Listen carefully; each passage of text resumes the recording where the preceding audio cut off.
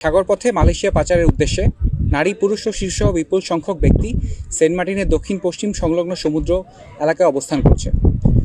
প্রাপ্ত তথ্যের ভিত্তিতে আজ ১ মার্চ ২০২৬ তারিখ রবিবার মধ্যরাত ৩টায় অপারেশন সমুদ্রপ্রহরায় নিয়োজিত কোস্টগার্ড জাহাজ কামরুজ্জামান কর্তৃক উক্ত সমুদ্র এলাকায় একটি বিশেষ অভিযান পরিচালনা করা হয়। অভিযান চলাকালীন আভিযানিক দল একটি সন্দেহভাজন বোটকে থামার সংকেত প্রদান করলে সংকেত অমান্য করে বোটটি পালিয়ে যাওয়ার চেষ্টা করে। অতঃপর আভিযানিক দল বোটটি ধাওয়া করে সেন্ট মার্টিনের দক্ষিণ পূর্ব সংলগ্ন সমুদ্র এলাকায় আটক করতে সক্ষম হয়। পরবর্তীতে আটককৃত বোটের তল্লাশি চালিয়ে মালয়েশিয়ার পাচারকালে নারী ও শিশুসহ ১৫৩ জন ভুক্তভোগীকে উদ্ধার এবং ১৫ জন মানব পাচারকারীকে আটক করা হয়।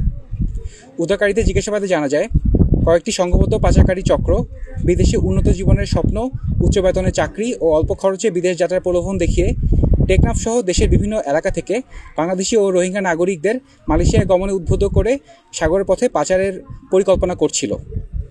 উদ্ধারকৃত ব্যক্তি ও আটককৃত মানব পাচারকারীদের পরবর্তী আইনানুগ কার্যক্রম প্রক্রিয়াধীন রয়েছে।